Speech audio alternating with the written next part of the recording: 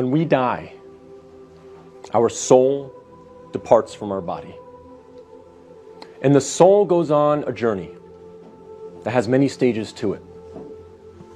And for the beginning of this khutbah, I want to focus on one stage of the journey of this soul. And that is when the soul descends into the grave to be reunited with our bodies.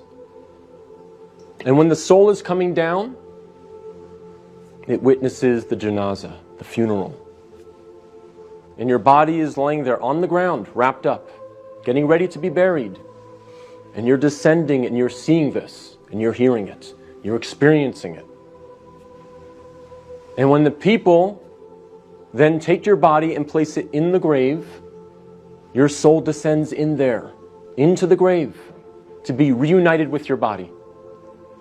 And then your loved ones, your friends who were there at your janazah, they will start shoveling dirt, start picking up dirt with their hands and placing it in the grave, throwing it on top of you, and you will feel it fall on top of you.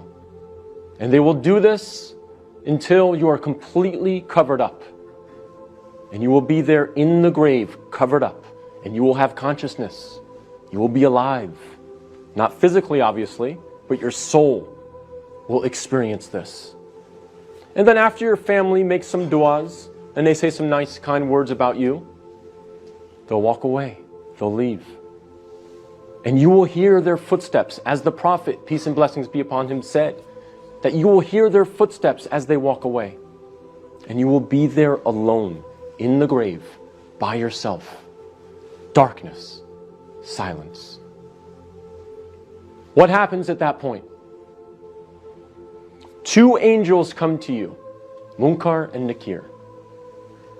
And they ask you three questions. Perhaps the most important questions you will ever be asked, and the three most important questions you will ever answer. And those questions are, what is your deen? Translated as, what is your way of life or your religion? Who is your prophet? And who is your Lord? Not necessarily in that order, but those are the three questions. And if you answer these questions correctly, all three of them, your stay in the grave will be one of peace. You'll have peace. You'll have pleasure. Until the day of judgment, when the horn is sounded, and you are raised up out of your grave. So during that time, if you answer these questions correctly, you will have peace. But if you don't answer these questions correctly, all three of them, your stay in the grave will be full of pain. So we must answer these questions correctly. But here's the problem. A lot of us say to ourselves at this point, I'm good because I'm a Muslim. And I know the answers to these questions, and I'll answer them correctly. This is a problem. This is called being overconfident. Because, as many of the scholars say, the answer is not given with your tongue. The answer is not given with your brain. The answer is given with your heart. What is in your heart will come out at that moment.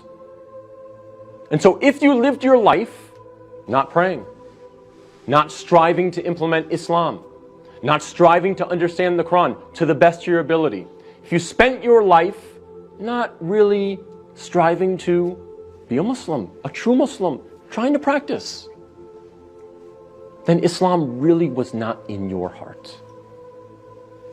So we have to make sure that we're striving, again, to the best of our ability. I'm not asking for perfection. I'm not asking for scholars. I'm not asking for you to be of the best character like the Prophet, peace be upon him, but we must strive for it. So that on that day, when these angels come to us and they ask us these questions, what is in our heart will naturally come forward. The answers, the correct answers will come forth. And not the answers of, I was striving for something other than the pleasure of Allah. So we have to make sure that Islam is in our hearts, not just on our lips, not just in our mind.